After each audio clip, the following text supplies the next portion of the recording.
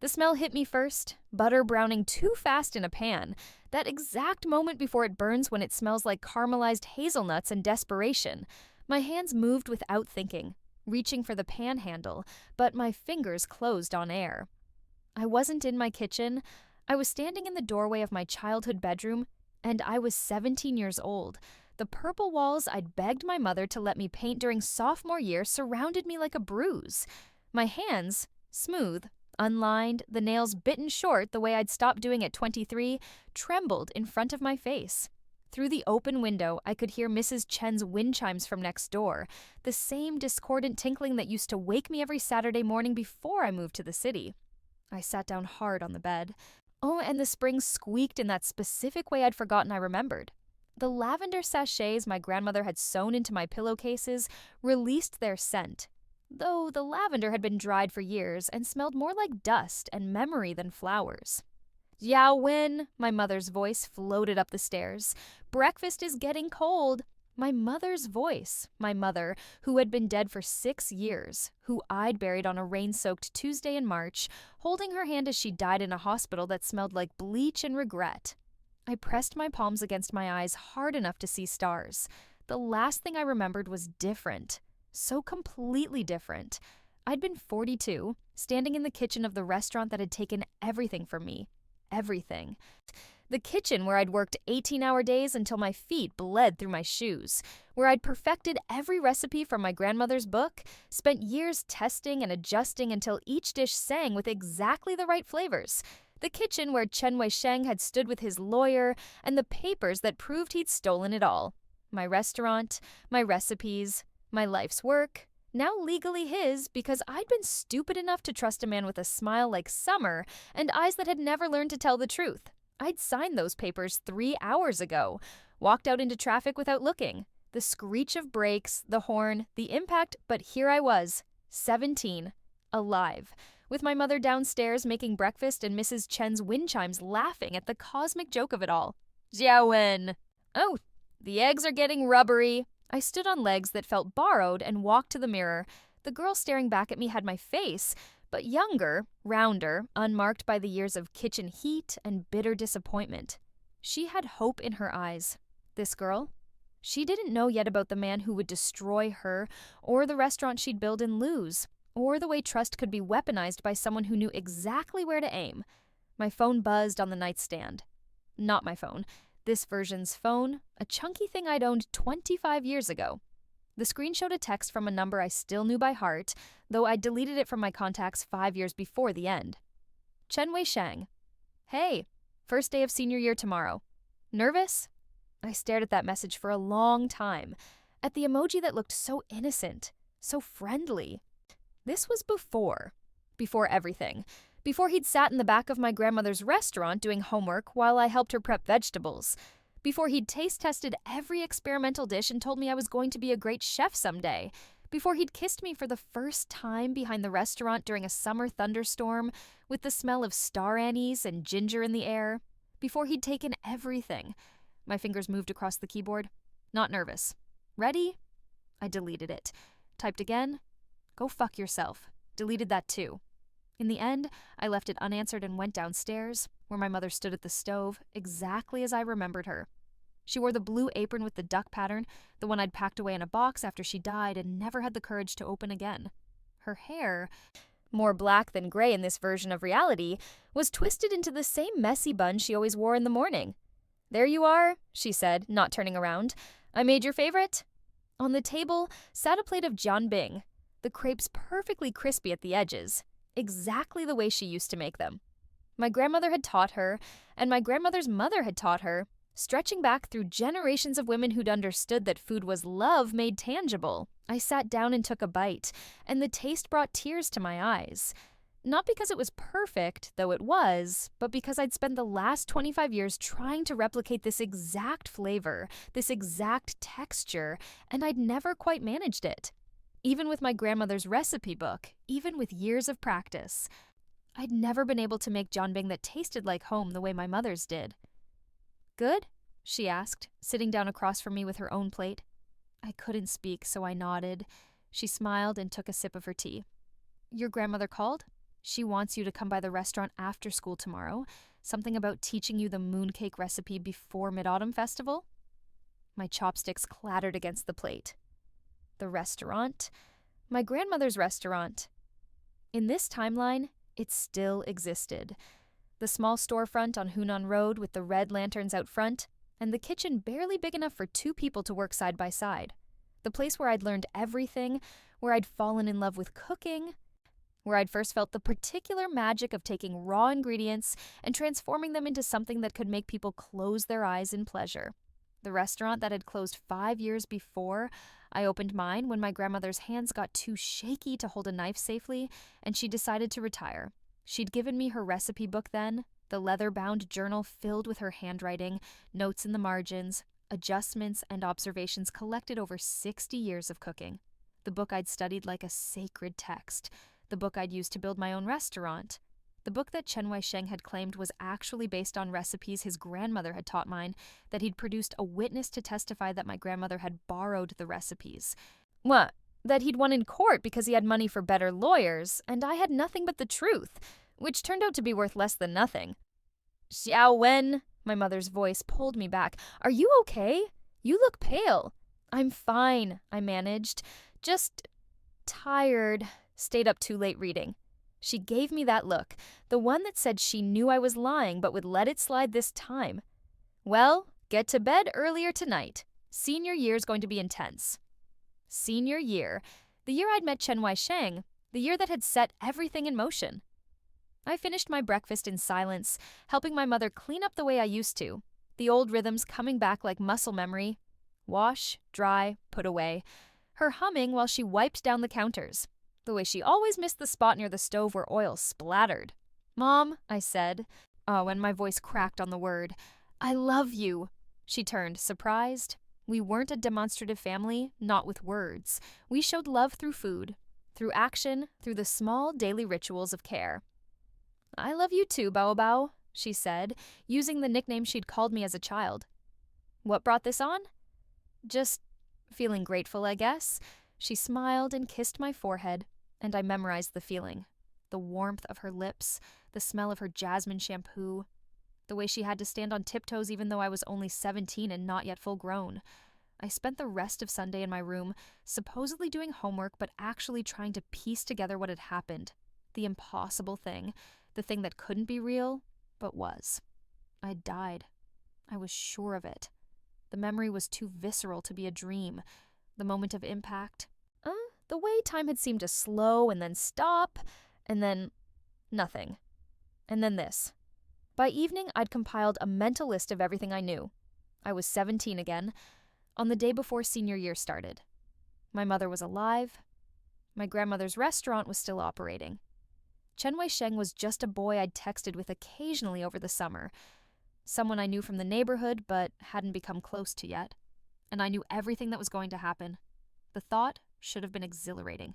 A chance to do it all over, to avoid every mistake, to save my mother from the cancer that would kill her when I was 23, to never trust Chen Wei-sheng, to never lose everything. But mostly, I felt tired. 42 years of life sat inside this 17-year-old body like stones in a pocket, weighing me down. My phone buzzed again. Another text from Chen Wei-sheng. "Did I say something wrong? You usually answer faster." The concern felt genuine. At this point in the timeline, it probably was. The Chen Wei-sheng I'd met at 17 had been kind, funny, thoughtful. It had taken years for me to see the calculation underneath, the way he collected people's secrets and weaknesses like other people collected stamps. Or maybe I was being unfair. Maybe the boy who texted me now really was different from the man who'd destroyed me. Maybe betrayal wasn't inevitable, just a choice he'd make later, influenced by circumstances I couldn't yet see. I typed back, "All good, just busy. See you tomorrow." That night, I dreamed of the restaurant. Not my grandmother's small storefront, but mine. The one I'd built from nothing, with its open kitchen and Edison bulb lighting, and the wall where I'd hung my grandmother's original recipe cards in frames.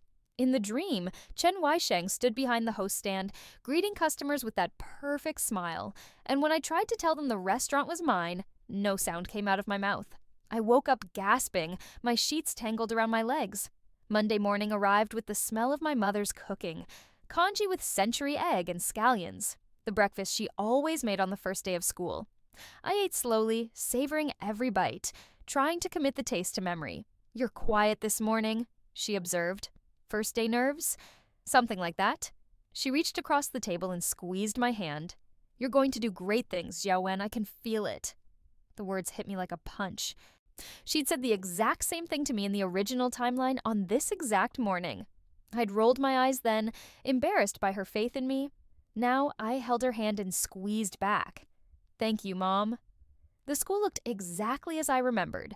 The same beige brick building, the same crowded parking lot, the same groups of students clustering by the front steps. I walked through it all in a daze, seeing double, the present overlaid with memory. There was the spot where I'd slipped on ice in January and sprained my ankle. There was the bench where my friend Liling would tell me about her acceptance to Beijing University in the spring.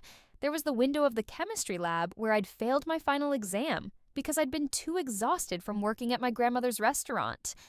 "Xiaowen," I turned. Liling was running toward me, her backpack bouncing against her shoulders, her face bright with excitement. Liling, who I'd lost touch with after college, who'd sent a card when my restaurant opened but whom I'd been too busy to properly respond to. Liling, who I'd heard had moved to Canada and gotten married, though I'd never been invited to the wedding. She grabbed my arm breathless. "Did you change your hair? You look different." "Do I?" "Yeah, more." She tilted her head, studying me. "Serious, I guess. Or maybe I'm imagining it." "Maybe you're imagining it," I agreed. She linked her arm through mine, and we walked into the building together, her chatter washing over me like a familiar song. She talked about her summer job at her aunt's bookstore, about the new math teacher who was supposedly really hot, about the college applications we'd have to start working on soon. I let her talk, watching her animated face, the way her hands moved when she got excited, the small mole by her left ear I'd forgotten about. In my old life, I'd taken Liling for granted. She'd been a constant, always there, and then gradually not there, slipping away so slowly I hadn't noticed until she was gone. This time, I promised myself. This time, I wouldn't lose her. "Earth to Xiaowen," Liling said, waving a hand in front of my face. "You're doing it again. The spacing out thing?" "Sorry, just thinking." "Well, stop thinking and start looking because there's Chen Wei-sheng and he's definitely looking for you." My heart stuttered. I followed her gaze and saw him leaning against a locker, scanning the hallway. He looked so young it hurt. 17. Tall, but not yet filled out, with a soccer player's build and hair that fell into his eyes. The same eyes that would look at me with betrayal when I wouldn't sell him half my restaurant. The same mouth that would kiss me on a rooftop in college and promise me forever. He saw me and smiled, and for just a second, I forgot. I forgot everything he would do, everything he would take. I saw only the boy who'd been my friend, my first love, my partner in dreaming about the future. Then I remembered, and the smile on my face felt like a mask. "Hey," he said, walking over. "You never answered my text yesterday?" "I was busy." "Doing what?" "Existing," Liling laughed. "She's in a weird mood. First day jitters?" "You don't get jitters," Chen Wei-sheng said, still looking at me. "You're the calmest person I know." Was I? I couldn't remember being calm at 17. I remembered being anxious, desperate to prove myself, terrified of disappointing my grandmother. But maybe that was internal, invisible to everyone else. "People change," I said. Something flickered across his face, confusion maybe, or concern. "Are you okay? You seem different," I supplied. That's the word of the day, apparently. Oh, I was going to say distant. The bell rang, saving me from having to respond. We moved toward our classroom in a familiar pattern. Liling on my right, Chen Wei-sheng on my left, the three of us navigating the crowded hallway like a single unit. It was the way we'd walked for most of senior year, before Chen Wei-sheng and I had started dating, and Liling had gracefully stepped back to give us space, before everything had gotten complicated. The day passed in a blur of teachers I'd almost forgotten. Syllabi that didn't matter, seating charts that would change within a week. I moved through it mechanically, my mind elsewhere, planning. I had 25 years of knowledge compressed into one skull. I knew which stocks would boom, which companies would fail, which disasters would strike, and when. I could prevent my mother's cancer, invest in the right tech startups, Never waste a day at a job I hated, or on a man who would betray me. I could have everything. But the thought felt hollow. What was the point of wealth without purpose? What was the point of a life lived solely in reaction to the past? No. I needed to think bigger. I needed to understand what I actually wanted from this second chance. After school, I told Liling I couldn't hang out. I had to go to my grandmother's restaurant. She pouted but accepted it, making me promise to call her later. Chen Weisheng offered to walk with me, since it was on his way home. "I'm fine," I said. "You don't have to?" "I know I don't have to. I want to." There was no good way to refuse without being obviously rude, so I let him fall into step beside me. We walked in silence for a few minutes, the late summer heat pressing down on us like a weight. "Did I do something to upset you?" he finally asked. "Over the summer, or—" "No." "Then why are you acting like I'm a stranger?" I stopped walking and looked at him. Really looked at him. At 17, Chen Weisheng was handsome in an unfinished way, all potential and promise.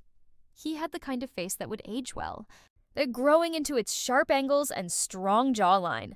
His eyes were dark and clear, without the calculation I'd learned to see in them later. Maybe that was the cruelest thing about betrayal.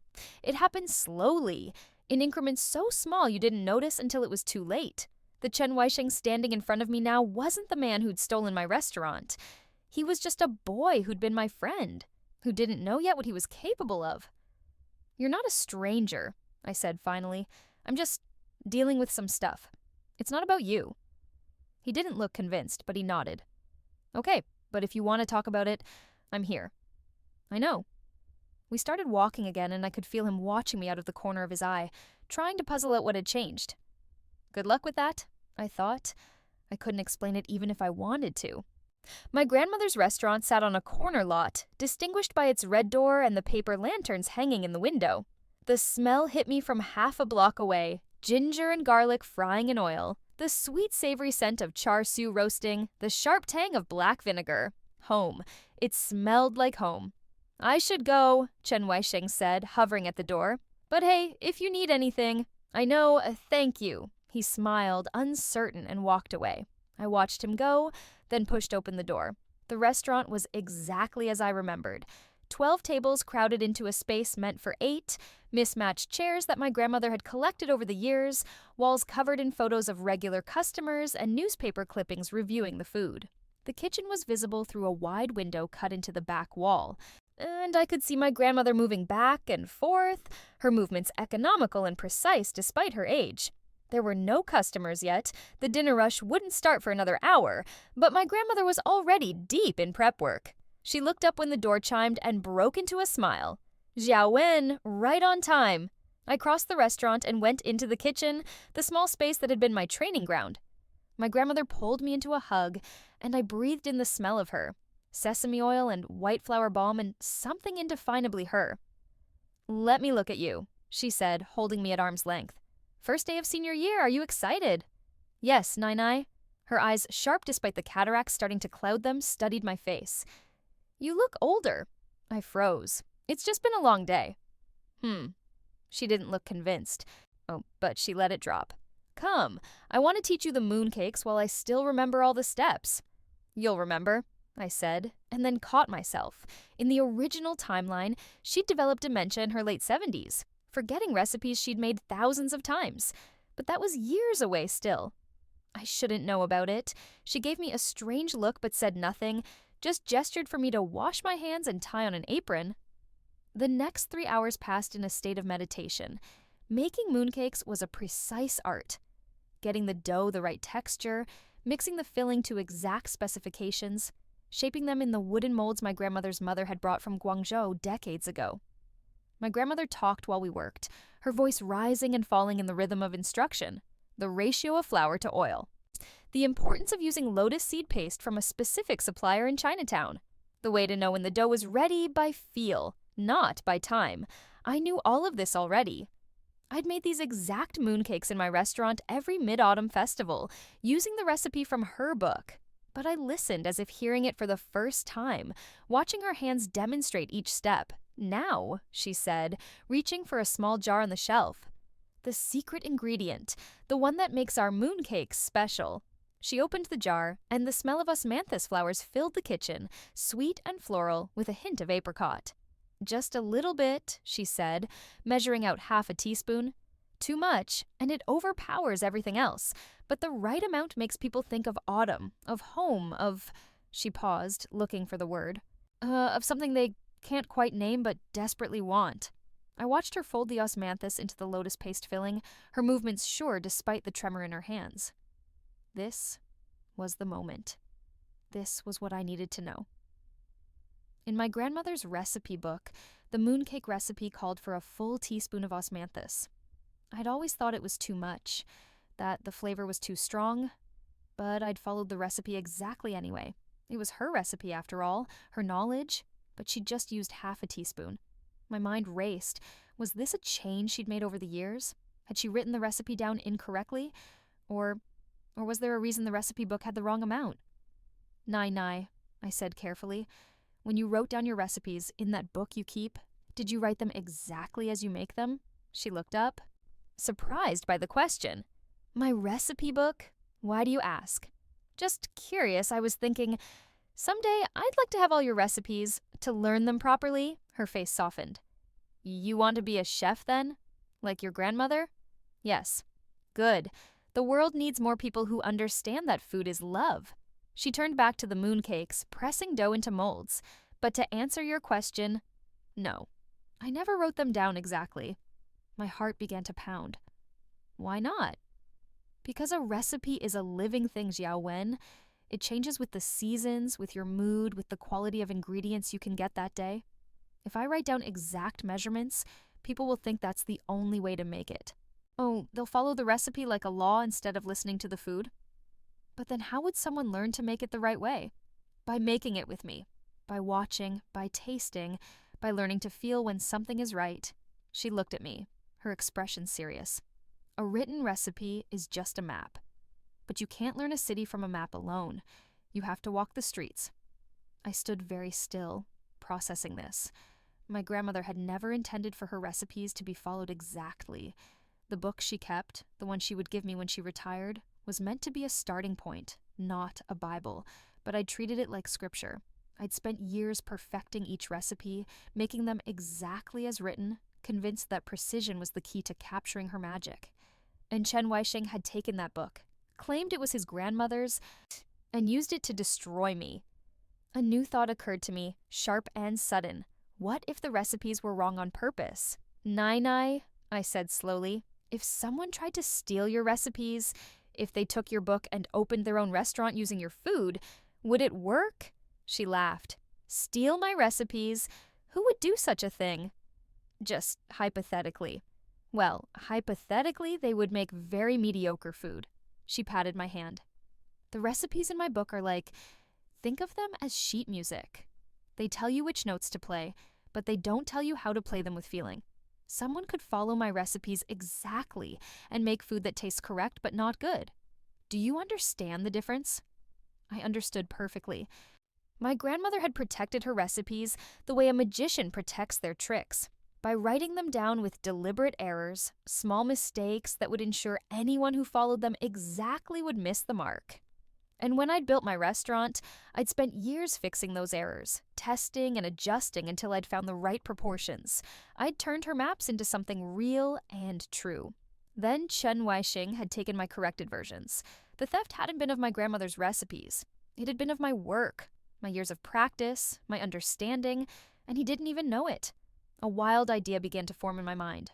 "What if," I said carefully, "someone asked for your recipe book? To learn from it?" "I'd be honored," my grandmother said, "but I'd also tell them that the book alone won't teach them anything.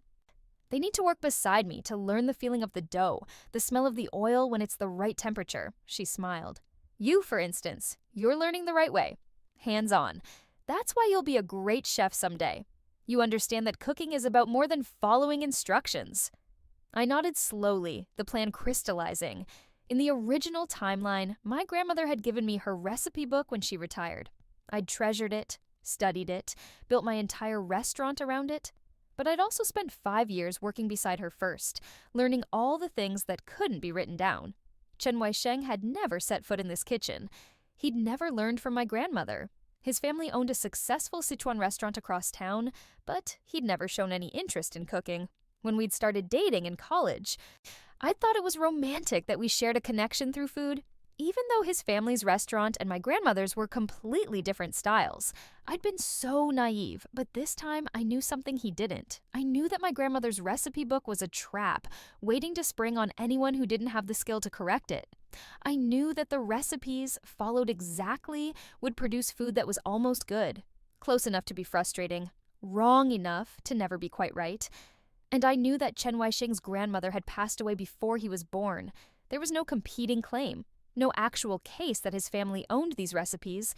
In the original timeline, he'd manufactured evidence, paid for testimony, and won because I couldn't afford to fight. This time, I would let him have the book, and I would watch him fail. Though, Xiaowen? My grandmother was watching me with concern. You have a strange expression. Are you feeling all right? I'm fine, Nai. Better than fine. I smiled at her, genuine warmth flooding through me. I'm just happy to be here, learning from you. Good. Then let's finish these mooncakes. And tomorrow, I'll teach you the char siu. There's a technique with the marinade that's very specific. We worked until evening. When the dinner customers started arriving, I stayed to help serve, falling into the old rhythm of taking orders, running food, clearing tables. My grandmother's cooking filled the small space with aromas that made people close their eyes in pleasure. This was why I'd become a chef. Not for fame or money or validation, but for this. The simple alchemy of making something delicious and watching it bring joy. Around 8 o'clock, the door chimed, and I looked up to see Chen Weisheng walking in with his parents. His mother caught my eye and waved, smiling warmly. The Chen family. They'd been regulars at my grandmother's restaurant for years, which was how Chen Weisheng and I had first met.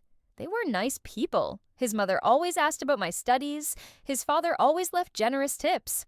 They'd welcomed me into their family when Chen Weisheng and I started dating, treating me like a daughter, until I'd refused to sell him my restaurant.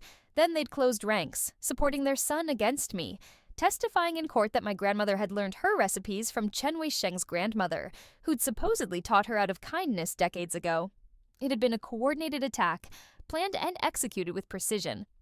The kind of thing that didn't happen spontaneously, but right now, in this moment, Mrs. Chen was just a woman who loved my grandmother's food, and Mr. Chen was just a man settling into his favorite table, and Chen Weisheng was just a boy looking at me with confusion and something that might have been hurt. Table for 3? I asked, grabbing menus. Please, Mrs. Chen said. I've been craving your grandmother's lion's head meatballs all week. I seated them and took their order, moving through the motions automatically. When I brought out their food, Chen Weisheng caught my hand. Can we talk? He asked quietly. After you're done working? I don't know when I'll be done. I'll wait. I wanted to say no. I wanted to pull my hand away and never speak to him again. But that would raise questions I couldn't answer, and create suspicions that might change the timeline in ways I couldn't predict. Okay, I said. I'll be done around 9:30. He smiled, relief clear on his face, and let go of my hand. The rest of the evening passed in a haze. I served food, cleared plates, helped my grandmother close down the kitchen. At 9:30, I hung up my apron and walked outside to find Chen Weisheng sitting on the curb, his long legs stretched out in front of him. Hey, he said, standing up. Want to walk for a bit? We fell into step together, heading toward the small park 2 blocks away. The evening air was cooling, carrying the scent of jasmine from someone's garden. In the distance, I could hear the sound of a basketball game, young voices calling out plays and trash talk. So, Chen Weisheng said, are you going to tell me what's going on? Nothing's going on. Xiao Wen. He stopped walking and turned to face me. We've been friends for 3 years. I know when something's wrong. 3 years. We'd met when we were 14, both working at our family's restaurants during summer break. He'd wandered into my grandmother's place one afternoon, bored and looking for something to do, and I'd been experimenting with a new dumpling recipe. He'd offered to taste test, and we'd ended up spending the whole afternoon together, talking about everything and nothing. That version of us felt like a story someone had told me about different people. Sometimes people change, I said. Sometimes things happen that make you see everything differently. What happened? I can't explain it. He studied my face in the dim light of the street lamps. Is it about your grandmother? Is she sick? No. Then, because it was kinder than silence, I just realized some things about myself, about what I want. And what do you want? The question hung in the air between us. What did I want? Revenge, justice, my restaurant back, my mother alive, my grandmother's mind intact? All of it. None of it. I want to be a chef, I said finally. A real one. I want to learn everything my grandmother knows. And then I want to create something of my own. Something that's mine, that no one can take away. Chen Weisheng relaxed slightly. Okay, that's good. That's great, actually. You'll be amazing at it. You don't know that? Yes, I do. I've tasted your dumplings, remember? He grinned. Best I've ever had. And I've had a lot of dumplings. Despite everything, I felt the corner of my mouth twitch. Your standards are low.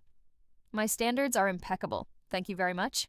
He started walking again, and I followed. So, if this is about your career, about cooking, why did you seem angry at me today? Or not angry exactly, but distant. Because I know what you're going to do. Because I know how this ends. Because I can't look at you without seeing the man who destroyed me. I wasn't angry, I said. I'm just trying to focus. Senior year, college applications, learning from my grandmother. It's a lot. I get that. But you don't have to do it alone.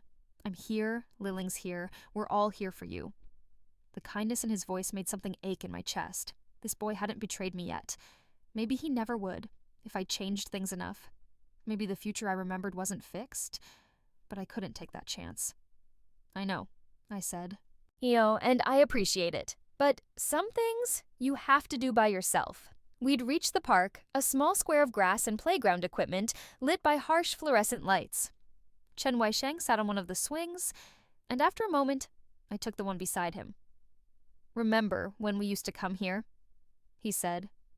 After working at the restaurants, we'd stop here on the way home. I remember. You told me about wanting to go to culinary school. I told you about my parents wanting me to study business. He pushed off gently, swinging in small arcs.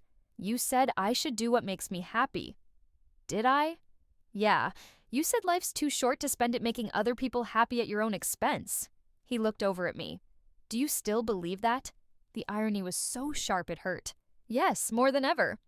Then why do you seem so sad? I didn't answer. How could I explain that I was mourning a future that hadn't happened yet? Grieving losses that were still years away, carrying the weight of a life he couldn't see. We sat in silence for a while, swinging gently, the chains creaking in a rhythm that felt familiar and strange all at once. Finally, Chen Weisheng spoke. Whatever's going on with you, I hope you know I'm on your side. Always. Always. Such an easy word to say, such an impossible promise to keep. Thank you, I said, and meant it, because right now, in this moment, he believed what he was saying. The betrayal would come later, shaped by circumstances and choices neither of us could predict yet. Or maybe I could prevent it entirely. Maybe if I kept my distance, never let him get close enough to hurt me, he'd never have the chance to become the man I remembered. But that felt like a kind of death, too, killing this friendship, this connection, because of something that hadn't happened yet. I didn't know what the right choice was. So I made no choice at all, just sat on the swing beside him and let the moment exist without forcing it into meaning. Eventually, we walked home, parting at the corner where our paths diverged. He waved goodbye, and I watched him go, trying to reconcile the boy walking away with the man I'd known. When I got home, my mother was already asleep, but she'd left a plate of fruit on the kitchen table with a note. Eat something healthy. Love, Mom. I ate the fruit slowly, sitting in the dark kitchen, and tried to plan my next move. I had 25 years of knowledge. I knew which restaurants would succeed, which food trends would explode, which techniques would become standard. I could use that knowledge to build something incredible, to become successful without ever needing Chen Weisheng or anyone else. But success without purpose was empty. I'd learned that in my first life. No, what I needed was a different kind of plan. Something that would protect my grandmother's legacy, preserve my mother's life, and ensure that no one could take from me what I'd built. And I needed to do it in a way that felt right. Not just revenge, but justice. Not just winning, but earning it. The recipe book. That was the key. My grandmother's book, with its deliberately incorrect recipes, was the perfect trap. If I could ensure that Chen Weisheng got access to it at the right time, under the right circumstances, he would use it to try to recreate my grandmother's food. And he would fail. Not dramatically, but subtly. His food would be almost good, close enough that people would eat it, but not quite good enough that they'd come back. It would be a slow failure, the kind that drained resources and confidence. But for that to work, I needed to set things in motion carefully. I needed to make him want the recipes in the first place. I needed to make him think they were valuable enough to pursue. And I needed to do all of this while also learning what my grandmother actually knew, so that when I eventually opened my own restaurant, it would be built on truth rather than partial knowledge. I finished the fruit and washed the plate, then went upstairs to my room. My phone showed 3 missed texts from Liling and 1 from Chen Weisheng. Liling: how was the restaurant? Liling: your grandma is a genius. Can I come with you next time? Liling: hello, did you fall asleep? Chen Weisheng: thanks for talking tonight. I feel better. I answered Liling first. Restaurant was great. You can definitely come next time. Sorry for being weird today. Her response came immediately. You're always weird. That's why I love you. I stared at the heart emoji for a long moment, feeling the weight of our friendship. The one I'd lost through neglect and time, the one I could save if I paid attention this time around. To Chen Weisheng, I wrote, me too. See you tomorrow. Then I turned off my phone and lay in bed, staring at the ceiling, trying to map out a future that would lead somewhere different than the past. The next few weeks fell into a pattern. School during the day, where I moved through familiar halls and sat through lessons I'd already learned. So Liling stayed close, her friendship a bright spot in the strange doubling of my life. Chen Weisheng hovered at the edges, clearly wanting to reconnect but uncertain how to bridge the distance I'd created. After school, I went to my grandmother's restaurant 3 or 4 times a week. I watched her cook, asked questions, took mental notes on every small adjustment and technique, the osmanthus in the mooncakes, the ratio of Shaoxing wine to soy sauce in the char siu marinade, the way she tested oil temperature by dropping in a single grain of rice, all the things that weren't in her recipe book, all the things that made her food sing. You're very dedicated, she said one afternoon in late September, watching me practice my knife skills on a pile of ginger. You're more than you used to be. Oh, I want to learn while I still can. She gave me a sharp look. I'm not dying, child. I know, but time passes, things change. I kept my eyes on the ginger, my knife moving in the steady rhythm she'd taught me. I don't want to waste the time I have. She was quiet for a moment, then. There's something different about you lately, like you've already lived through something difficult. My knife slipped, nearly taking off the tip of my finger. I caught myself just in time, my heart racing. I'm just stressed about college applications, I said. No, it's not that. She took the knife from my hand and set it down, then turned me to face her. Her eyes, cloudy with early cataracts but still sharp, searched my face. You look at me sometimes like you're memorizing me. Like you're afraid I'll disappear. I couldn't speak around the lump in my throat. And you look at that Chen boy like he's already hurt you, even though he hasn't.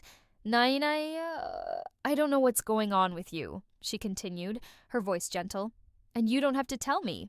But I want you to know that whatever burden you're carrying, you don't have to carry it alone. I pulled her into a hug, holding on tight.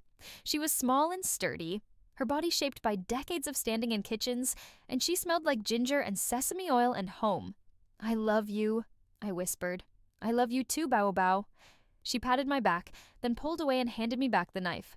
Now finish the ginger. We have customers coming soon. October arrived with cooler weather and the pressure of college applications. Liling stressed about her essay. Spending lunch periods drafting and redrafting, Chen Weisheng seemed to coast through the process, already knowing he'd end up at his father's alma mater studying business. And I struggled to care about any of it. I knew where I'd gone in the original timeline, a small culinary school in the city, one that had given me solid technical training but hadn't challenged me creatively. I'd spent 4 years learning classical techniques, graduating with decent skills, and no particular direction. It had taken years of working in other people's restaurants, of struggling and failing and trying again before I'd found my voice as a chef. This time, I could skip all that. I could apply to the best culinary programs in the world, use my knowledge of future trends to position myself perfectly. So I could graduate already knowing what I wanted to create, but the thought felt hollow. There was no shortcut to finding yourself, no way to compress the journey into the destination. In the end, I applied to the same school I'd attended before, along with a few reach schools I hadn't bothered with in my first life. If I got in somewhere better, I'd go. If not, at least I'd know the path ahead. On a Friday in mid-October, Chen Wei-sheng caught me after school. "Hey," he said, falling into step beside me. "Can I ask you something?" "Sure." "Why do you keep pulling away from me?" I stopped walking. We were standing in the parking lot, students streaming past us toward buses and cars. The autumn sun slanted across his face, highlighting the uncertainty in his eyes. "I'm not pulling away," I said. "Yes, you are. Ever since school started, you've been different, distant, like you don't trust me anymore. Maybe I'm just growing up." "That's not an answer. It's the only one I have." He studied me for a long moment, then sighed. "Okay, I get it. You need space, but I miss my friend Zhao Wen. I miss the person who used to talk to me about everything." The problem was, that person didn't exist anymore. She died when my mother did. Or when Chen Wei-sheng stole my restaurant. Or maybe when I walked into traffic and woke up 17 again. The girl he remembered was gone, replaced by someone who carried too many years in her bones. "I miss her too," I said honestly. "Then come back. Whatever's going on, we can figure it out together." "Some things you can't figure out together. Some things you have to walk through alone." "Why?" "Oh, why does it have to be that way?" "Because I can't trust you. Because I know what you're capable of. Because every time I look at you, I see the man who destroyed me, and I can't separate him from the boy standing in front of me now." "Because that's life," I said instead. "People change. Relationships change. You can't freeze everything in amber and expect it to stay the same forever." "I'm not asking for everything to stay the same. I'm just asking for you to let me in." "I can't." The words hung between us, final and irrevocable. Chen Wei-sheng's face did something complicated, hurt and anger and resignation all at once. "Fine, if that's how you want it." He walked away, his shoulders tense, and I watched him go with something that felt like grief. That night, I couldn't sleep. I lay in bed, staring at the ceiling, wondering if I was making a terrible mistake. Chen Wei-sheng hadn't done anything wrong yet. Maybe he never would, if I didn't give him the opportunity. Maybe by pushing him away, I was creating a self-fulfilling prophecy. Or maybe I was protecting myself from inevitable pain. I didn't know. I wouldn't know until it was too late to change course. Around midnight, my phone buzzed. A text from Liling. "Are you awake?" "Yes." "Why? Can't sleep? Want to meet at the park?" I slipped out of the house quietly, careful not to wake my mother. The park was empty except for Liling, sitting on the same swing I'd occupied with Chen Wei-sheng weeks ago. "Hey," she said when I sat beside her. "Thanks for coming." "What's wrong?" "Nothing, everything, I don't know," she pushed off, swinging higher. Did you ever feel like you're living two different lives at the same time? Like you're going through the motions of being a normal teenager, but inside you're thinking about things that are way bigger and scarier. My heart skipped. "What do you mean?" "I mean..." She slowed to a stop, her feet dragging in the dirt. "My parents are getting divorced. They told me tonight. Liling... And the weird thing is, I saw it coming. They've been fighting for months, getting worse and worse, but I kept pretending everything was fine. Like, if I just didn't acknowledge it, it would go away." She looked at me, her eyes bright with unshed tears. "But you can't ignore reality forever, right? Eventually, you have to face what's actually happening." I reached over and took her hand. "I'm so sorry." The worst part is, I'm almost relieved. Is that terrible? Like, at least now I don't have to pretend anymore. At least now we can all stop acting like we're a happy family. It's not terrible. It's honest. "Yeah, well, honesty sucks sometimes." She wiped her eyes with her free hand. "Sorry for dumping this on you. I just needed to tell someone who'd understand." I do understand. More than she knew, I understood about carrying secrets, about the exhausting work of pretending everything was fine, about the relief that came with letting go of illusions. We sat in comfortable silence, swinging gently, the chains creaking in the night air. "Can I ask you something?" Liling said after a while. "Of course." "What happened with you and Chen Wei-sheng? He said you've been weird with him all semester? We're just... growing apart." That's a very diplomatic way of saying you're freezing him out. I didn't answer. Look, I'm not trying to defend him or anything, but he's genuinely confused and hurt. And honestly, I am too. You three have been my friend group for years, and now it's fracturing, and I don't understand why. It's complicated. Everything's complicated. That doesn't mean you can't talk about it. I wanted to tell her. I wanted to explain everything. The rebirth, the restaurant, the betrayal that hadn't happened yet.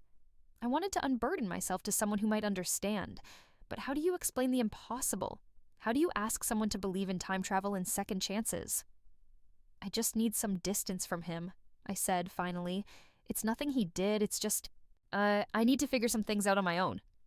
Okay, Lilling squeezed my hand. But don't shut everyone out in the process. Don't shut me out. I won't. I promise. We stayed at the park for another hour, talking about everything and nothing.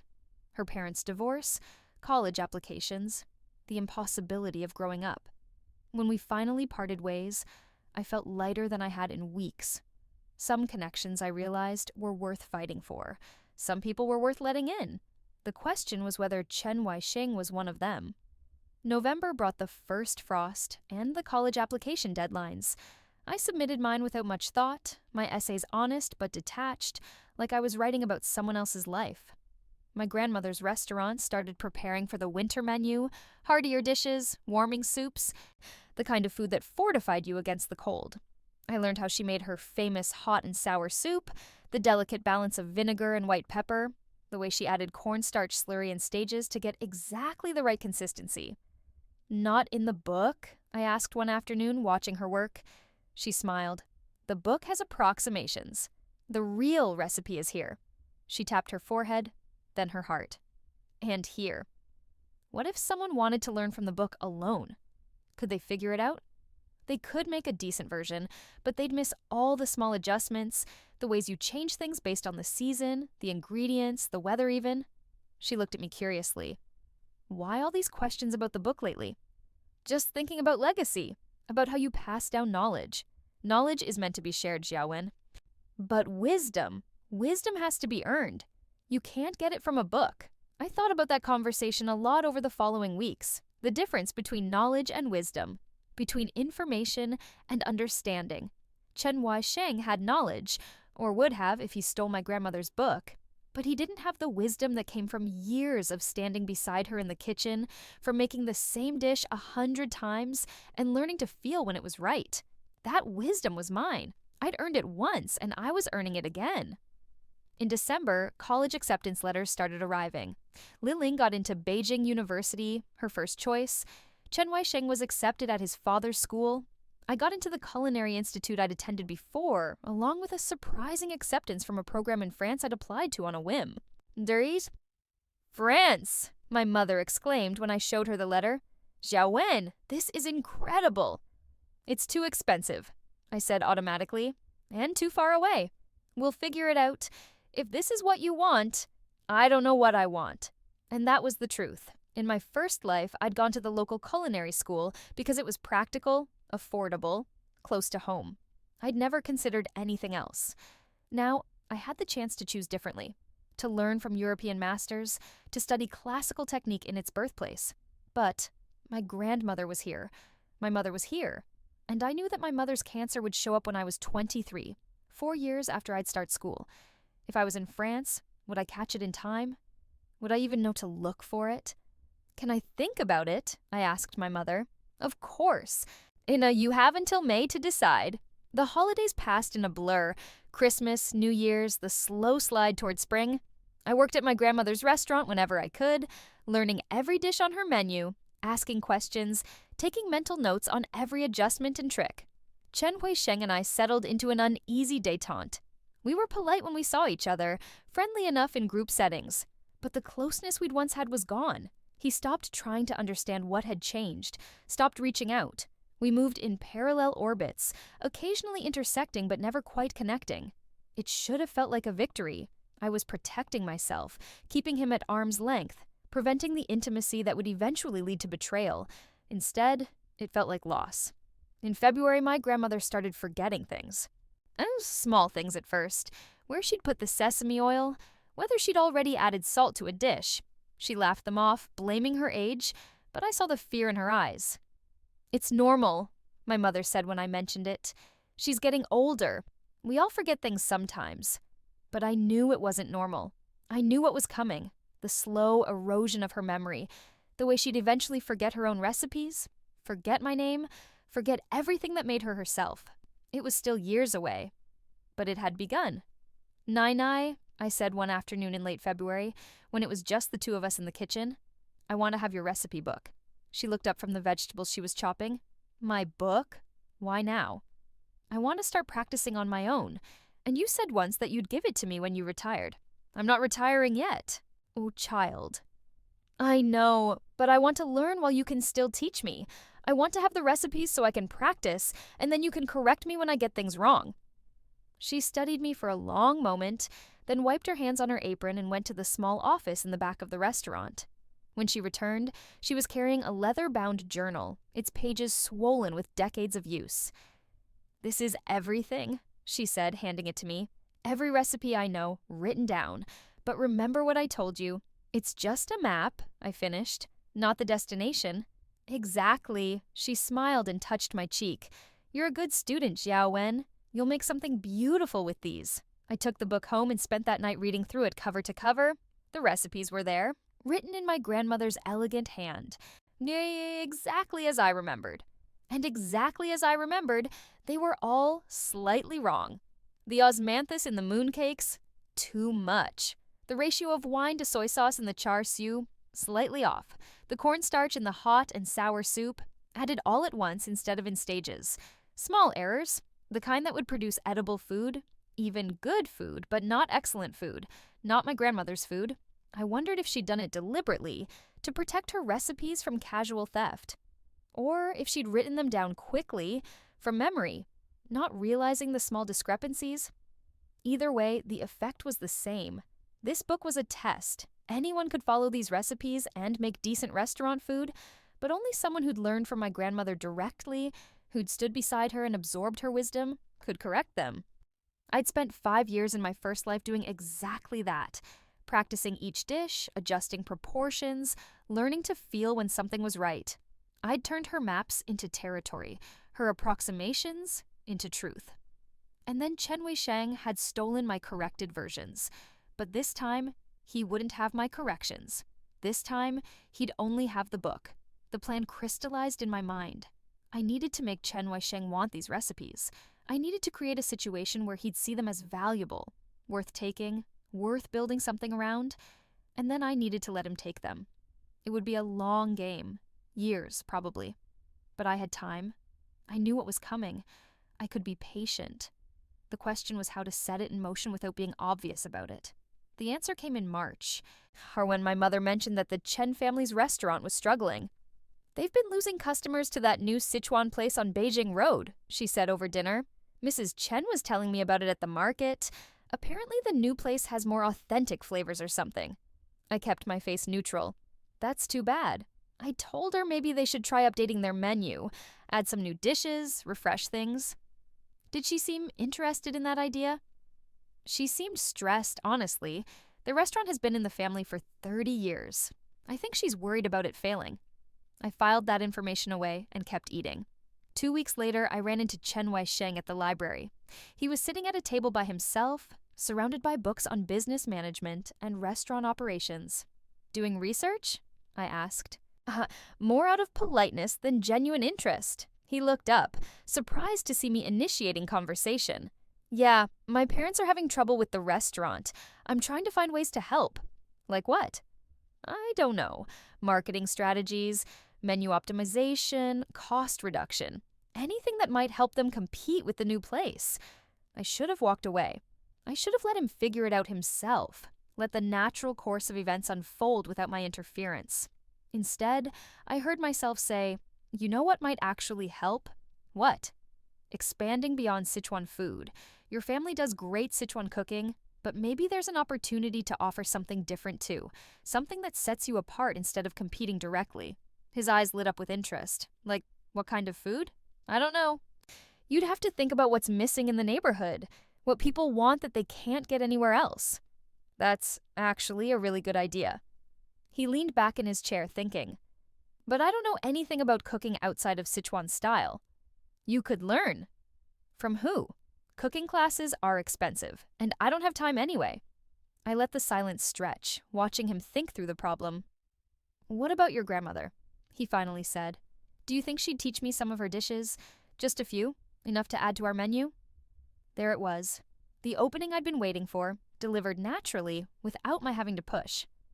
I could ask her, I said carefully, but she's pretty protective of her recipes. Right, of course, that makes sense. He looked disappointed. It was worth asking, though. Maybe, I paused. Oh, as if considering. Maybe she'd be willing to share some things if it was to help out neighbors. Your families have known each other for years. Would you be willing to put in a good word for me? I can try. No promises. Thank you, Xiaowin. Really, this could really help my parents. I nodded and walked away, my heart pounding. The first move was made. Now I just had to be patient and let the pieces fall into place. That weekend, I mentioned Chen Weisheng's request to my grandmother.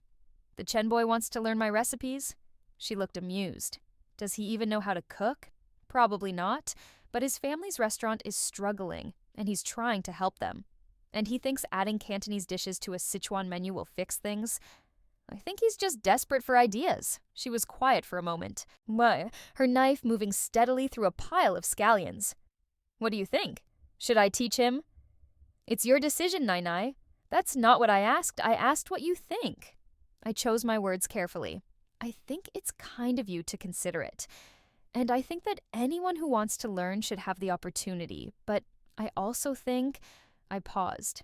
I think there's a difference between teaching someone and giving them your recipes. She looked at me sharply. What do you mean? I mean, you could give him your recipe book. Let him try to figure things out on his own. If he's serious about learning, he'll put in the work to make the dishes properly. If he's not, well, the recipes alone won't be enough. Understanding dawned in her eyes. You're very wise for 17, Xiaowen. I learned from the best, she smiled. All right. I'll tell the Chen boy he can borrow my recipe book, but I'll make it clear that these are starting points, not finished products. If he wants to learn properly, he'll need to work at it. That seems fair. The trap was set. Now, all I had to do was wait. Chen Weisheng came by the restaurant the following week to pick up the book. My grandmother handed it to him with specific instructions. These recipes are guidelines, not rules. You'll need to practice and adjust to make them work. If you run into trouble, come ask me for guidance. I will, he promised, holding the book like it was precious. Thank you so much, Mrs. Wang. This really means a lot. I watched him leave with my grandmother's journal under his arm, and I felt nothing.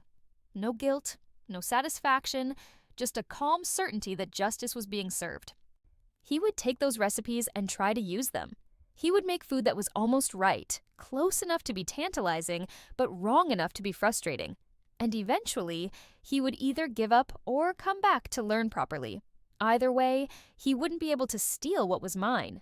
Because what was mine wasn't in that book. It was in my hands, my palate, my understanding. It was in the years I'd spent learning from my grandmother, both in this life and the last. Spring arrived, bringing with it the pressure of final decisions. I chose the French culinary program, convincing my mother that the opportunity was too good to pass up. The truth was, I needed distance. Distance from Chen Weisheng, from the familiar patterns of my old life, from the temptation to stay safe and small. In France, I could reinvent myself. I could learn new techniques, develop new skills, become someone who couldn't be destroyed by betrayal because she'd built herself on a foundation of knowledge that was hers alone. You'll be amazing, Liling said when I told her my decision. You'll learn so much, and then you'll come back and open the best restaurant anyone's ever seen.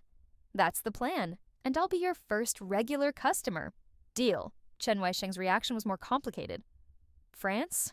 That's so far away. That's kind of the point. Will you come back after you graduate? I don't know, maybe. I hope you do, for what it's worth. Why? He looked at me for a long moment, and I saw something in his eyes that might have been regret. Because despite everything, despite how weird things have been between us this year, you're still important to me. So you're still my friend, even if you don't feel the same way. I didn't know what to say to that, so I said nothing.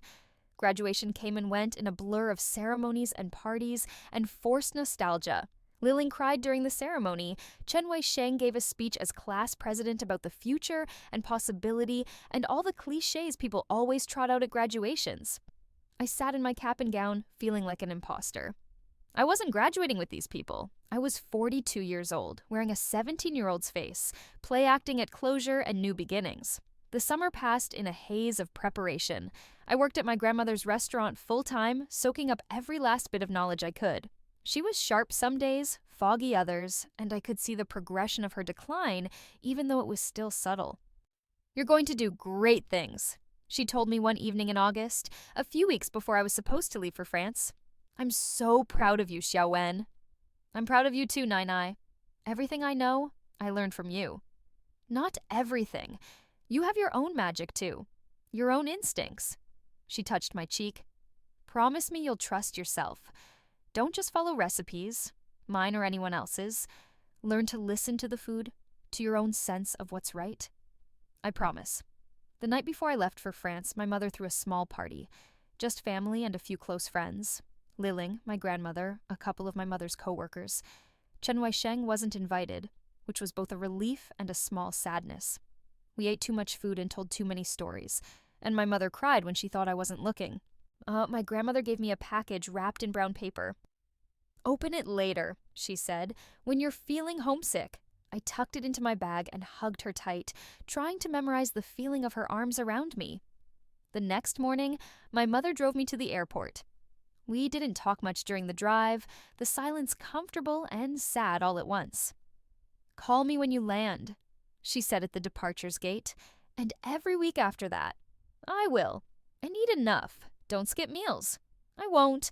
And her voice broke. "And be happy, Bao Bao. That's all I want for you." I hugged her, breathing in the smell of her jasmine shampoo, and wondered if I'd ever be able to fully explain what these moments meant to me. How much more precious they were the second time around, knowing how finite they were. "I love you, my mom." "I love you too." On the plane somewhere over the Pacific, I opened my grandmother's package. Inside was a small leather journal, not her recipe book, but a new one, blank except for a note on the first page. "Fill this with your own recipes, your own discoveries, your own magic. The past is a foundation, but the future is yours to create. Love, Nai." I held the journal against my chest and let myself cry for the first time since waking up 17. Not for what I'd lost, but for what I'd been given. A second chance, a blank page, the opportunity to build something new. France was everything I'd hoped and nothing I'd expected. The culinary program was intense, demanding, unforgiving. The instructors were masters of their craft, with standards so high that my best efforts often fell short. It was exactly what I needed. I threw myself into learning, practicing techniques until my hands blistered, tasting and adjusting and perfecting. I learned how to make perfect croissants, how to execute classical mother sauces, how to butcher a chicken in 60 seconds. But I also learned something more important. I learned to cook with intention, to understand not just how to make a dish, but why it worked, to see cooking as a conversation between ingredients, technique, and creativity. I filled my grandmother's blank journal with notes and experiments, new flavor combinations I wanted to try, techniques I wanted to adapt, ideas for dishes that existed only in my imagination, and slowly, gradually, I began to feel like myself again. Not the 42-year-old woman who'd lost everything, not the 17-year-old girl play acting at normalcy, but someone new. Someone who carried both lives inside her and was learning to integrate them into a single, coherent self. I called my mother every week, as promised. She told me about her work, about my grandmother's restaurant, about the neighborhood gossip. She mentioned casually that the Chen family's restaurant had expanded their menu to include some Cantonese dishes. "Are they doing well?" I asked, my stomach tightening. "Not really. The food is okay, but nothing special. People try it once and don't come back." Just as I'd predicted. The recipes from my grandmother's book followed exactly, produced food that was competent, but not compelling, missing that crucial something that made people crave it. "That's too bad," I said. "Chen Wei-sheng keeps asking your grandmother for advice," my mother continued. She tries to help him, but she says he doesn't seem to understand what she's telling him. He wants exact measurements, specific instructions, but cooking doesn't work that way. No, it doesn't. Part of me felt vindicated. The plan was working. Chen Weisheng was failing in exactly the way I'd anticipated. But another part of me felt something that might have been pity.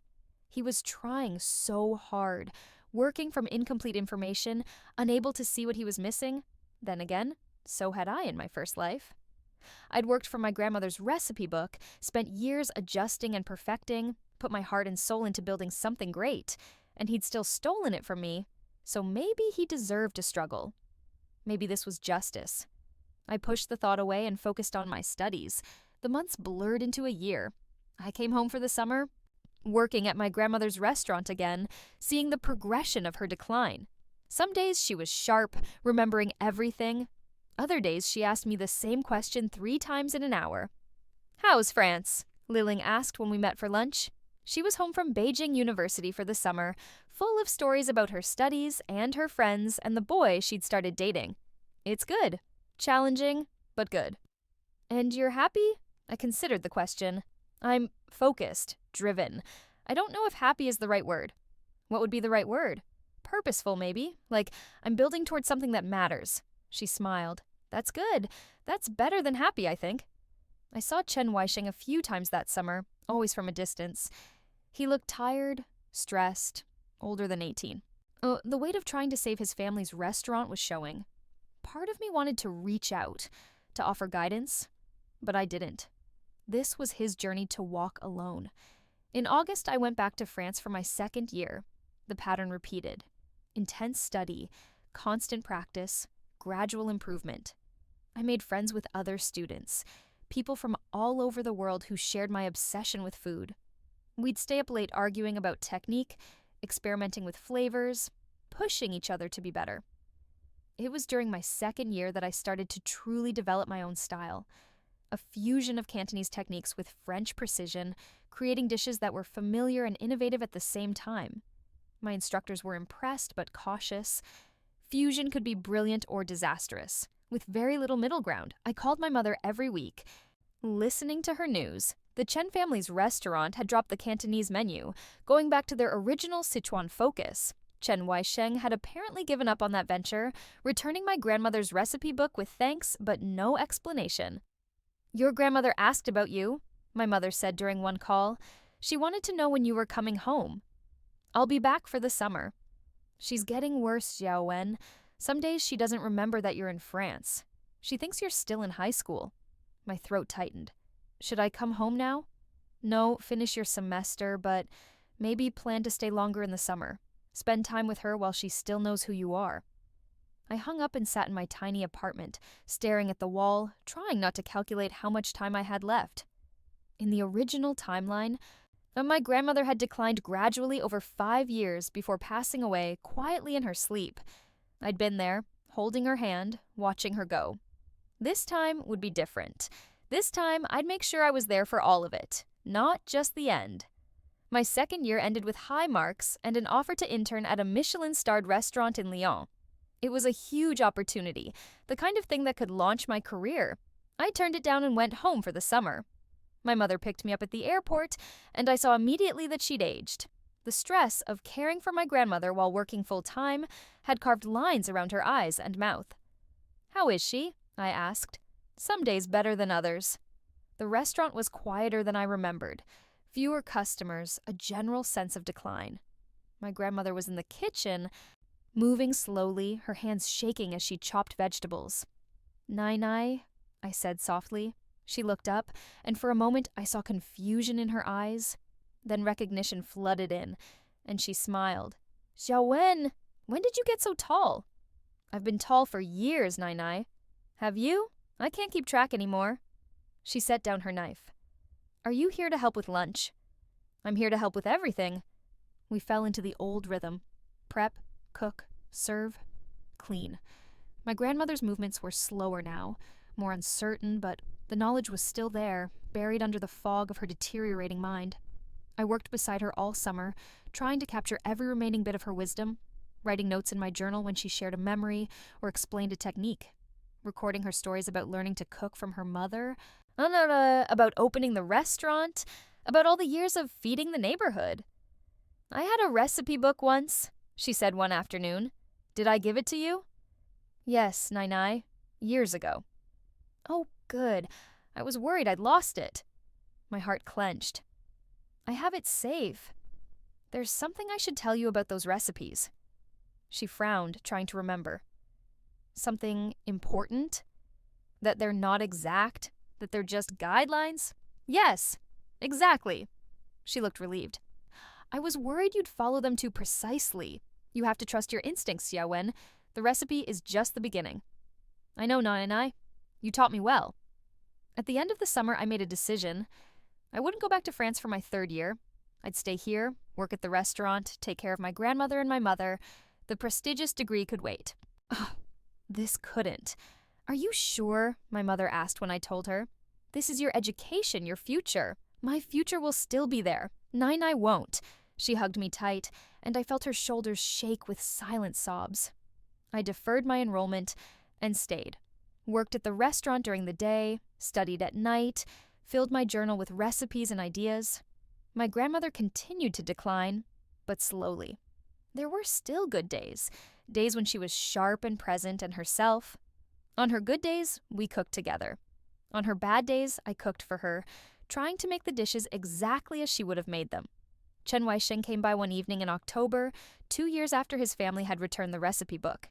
He'd graduated from university by then, was working at his family's restaurant full-time. "So, I wanted to say thank you," he said to my grandmother, "for letting me borrow your recipe book.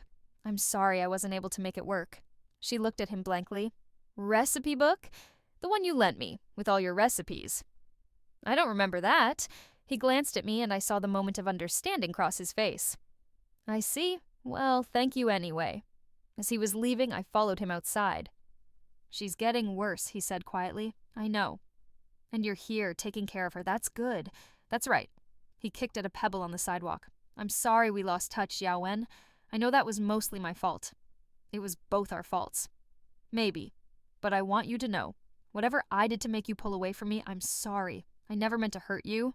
"Not yet," I thought. "But you would have. In another life you did." It's okay," I said. "We're different people now." "Yeah, I guess we are."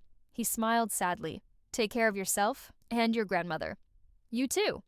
I watched him walk away, and I felt nothing. No anger, no bitterness, no satisfaction. Just a quiet acknowledgement that some friendships end, and that's okay. The 3rd year passed, and the 4th. My grandmother continued to fade, forgetting more and more. By the time I was 22, she didn't recognize me anymore, but she still smiled when I brought her food, still made happy sounds when something tasted good. "You're a good cook," she told me one afternoon, not knowing I was her granddaughter. "You should open a restaurant." "Maybe someday," I said. She died that winter, quietly, in her sleep. The restaurant closed with her passing. My mother couldn't run it alone. And I was still learning, not ready to take over. We held the funeral on a gray Tuesday in January. The small chapel was packed with customers who'd been coming to the restaurant for decades, who'd loved my grandmother's food and her warm smile. Chen Weisheng and his family came. Liling came home from Beijing. My old classmates showed up, people I hadn't seen in years, and I stood by my grandmother's casket, dry-eyed and composed, because I'd already mourned her once in my previous life. This time, I was just tired. At the reception, Chen Weisheng approached me. "I'm so sorry for your loss," he said. "Your grandmother was an amazing woman." "Thank you. Are you going to reopen the restaurant?" "I don't know. Maybe, eventually. If you do, I'd love to come. Be your first customer." I looked at him. Really looked at him. At 22, Chen Weisheng had grown into his features, handsome in a polished way. His family's restaurant had stabilized, even thrived after they dropped the Cantonese menu and refocused on their strengths. He'd failed with my grandmother's recipes, learned from that failure, and moved on. He'd never betrayed me in this timeline because I'd never given him the chance. Was that growth, or just the absence of opportunity? I didn't know, and honestly, I didn't care anymore. "I'll let you know," I said. After the funeral, I took a week to just exist. I slept late, ate frozen dumplings, watched mindless TV, My mother did the same, both of us moving through grief in our own ways. Then one morning I woke up and knew it was time. I pulled out my grandmother's original recipe book and my journal of experiments. I laid them side by side on the kitchen table and started planning. A new restaurant. My restaurant. Built on my grandmother's foundation, but infused with everything I'd learned, everything I'd become. It took 2 years to make it happen.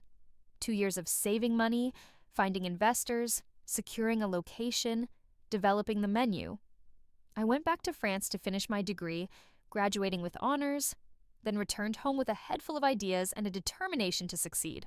My mother helped with the planning, the finances, the endless logistics. Liling helped with marketing and social media. Even Chen Wai-sheng offered assistance, though I politely declined. This had to be mine. Only mine. We opened on a Tuesday in March, exactly 5 years after my grandmother had died.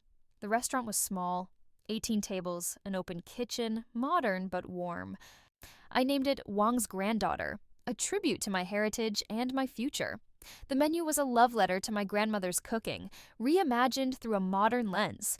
Her classic dishes perfected through my years of practice, new creations that honored her techniques while pushing in fresh directions. And every single recipe was exactly right. Not close, not almost perfect.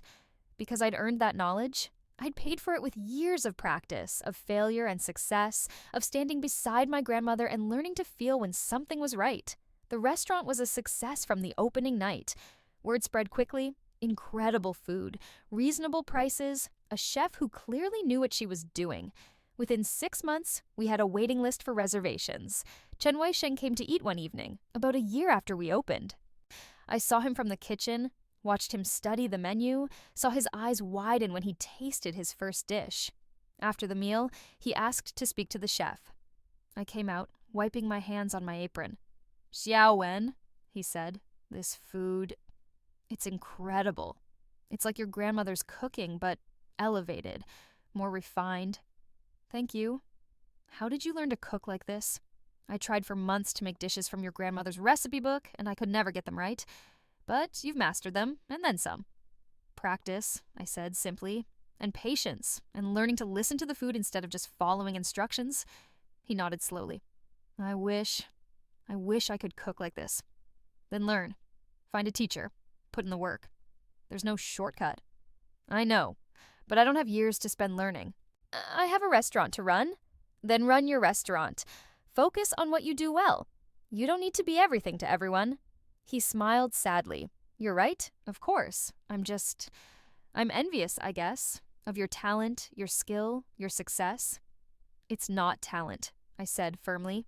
"It's work. Years and years of work. Nothing was given to me. I earned every bit of this." "I know, and it shows."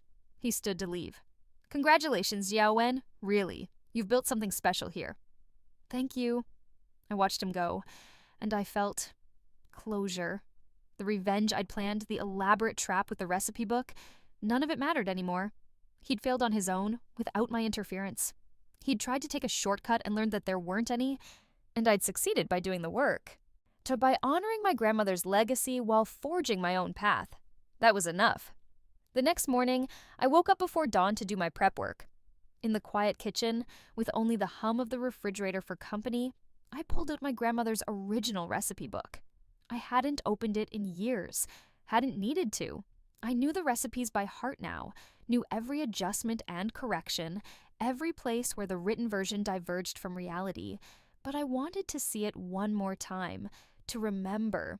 I flipped through the pages, reading her handwriting, seeing the stains and smudges that came from years of use. Each recipe a small piece of her, captured in ink and paper. On the last page, I found something I'd never noticed before, a note. Written in handwriting that was shaky and uncertain. The handwriting of someone whose mind was failing, but who needed to write something down before they forgot. To my Xiao Wen. These recipes are deliberately imperfect. Anyone can follow them, but only someone who truly cares will take the time to make them right. Only someone who loves this work will push past frustration to find the truth beneath. If you're reading this, you've already done that work. You've already become the chef I knew you could be. The recipes were never the point. You were. Always you. Love. Nai Nai. I sat in my kitchen and cried great, heaving sobs that shook my whole body? Because she'd known. She'd always known. The recipe book had been a test, a gift, a teaching tool. She'd deliberately made it incomplete so that I'd have to learn, have to grow. I'd have to become someone who didn't just follow instructions, but understood the deeper truth beneath them. And she'd trusted me to figure it out. The tears eventually stopped, but the weight of her love remained. I folded the note carefully and put it in my wallet, where I'd carry it every day. Then I got to work. There were vegetables to prep, sauces to make, a restaurant to run. Life unfolded like a recipe. Sometimes you followed the instructions, sometimes you improvised, but always, always you had to taste and adjust until it was exactly right. My mother's cancer showed up when I was 26, exactly when I remembered it. But this time, I was ready. I insisted on early screening, caught it before it had spread, got her into treatment immediately. She survived, came out the other side scarred but alive. You saved my life, she said one afternoon, sitting in my restaurant during the slow period between lunch and dinner. You gave me mine, I replied, more than once. The restaurant thrived. We expanded to a second location, then a third. Food critics wrote glowing reviews. Other chefs came to eat, to study my techniques, to try to figure out my secrets. I never told them about the recipe book, never mentioned that every recipe had started out wrong, that perfection had come only through years of patient correction. Some knowledge can't be shared. Some wisdom has to be earned. Chen Wai-sheng and I became friendly acquaintances, the kind of people who smiled and waved when we saw each other at industry events. His family's restaurant continued to do well, and I was genuinely happy for them. So the betrayal from my previous life faded like a bad dream. It had never happened in this timeline, would never happen. I'd made sure of that. Or maybe I'd just grown past needing revenge. Maybe I'd realized that the best response to hurt wasn't retaliation, but creating something so beautiful, so true, that the past couldn't touch it. On my 30th birthday, I stood in my restaurant kitchen during the dinner rush. Orders were flying, pans were sizzling, my staff was moving in perfect synchronization. We were making magic, taking raw ingredients and transforming them into something that would make people close their eyes in pleasure. And I thought about my grandmother, about her deliberate, imperfect recipes, about how she'd forced me to learn rather than simply follow, about how the hardest path had been the right one. I thought about Chen Wai-sheng, about the boy who'd wanted shortcuts and the man who'd learned they didn't exist, about how easily things could have gone differently. I thought about my mother, alive and healthy, sitting at her favorite table with a group of friends, laughing at something someone said. I thought about the life I'd lived twice, once to learn all the wrong lessons, once to get it right. And I felt, for the first time since waking up 17 years old in my purple bedroom, completely at peace. The timer beeped. I checked the temperature of the roasting duck. Perfect. I plated it carefully, adding garnishes with precision, creating art from food. Order up, I called, setting the plate in the window. My server whisked it away, and I turned back to the stove. There were more orders to cook, more dishes to create, more magic to make. Behind me, pinned to the wall where only I could see it, was my grandmother's original recipe book. Not for reference, I didn't need it anymore, but as a reminder, a touchstone, a promise kept. Every recipe had one ingredient wrong, but that was okay. That was perfect, actually, because the real recipe, the one that mattered, was the journey from wrong to right, from imperfect to perfect, from following blindly to understanding deeply. That recipe couldn't be written down or stolen or replicated. It could only be lived, and I had lived it, twice. The night stretched ahead, full of orders and heat and the particular joy that came from doing exactly what I was meant to do. I reached for my knife, ready for the next challenge, the next creation, the next moment of transformation. In my pocket, my grandmother's note crinkled softly, a reminder that I carried her love with me always. And in my heart, I carried something even more precious, the knowledge that I had earned every single thing I had. That my success was built on work and wisdom and the patient correction of countless small errors, that I had taken what was wrong and made it right. That I had taken what was given and made it mine. And that was the only recipe that mattered. Life unfolded like the wind, unpredictable, powerful, and ultimately exactly as it should be.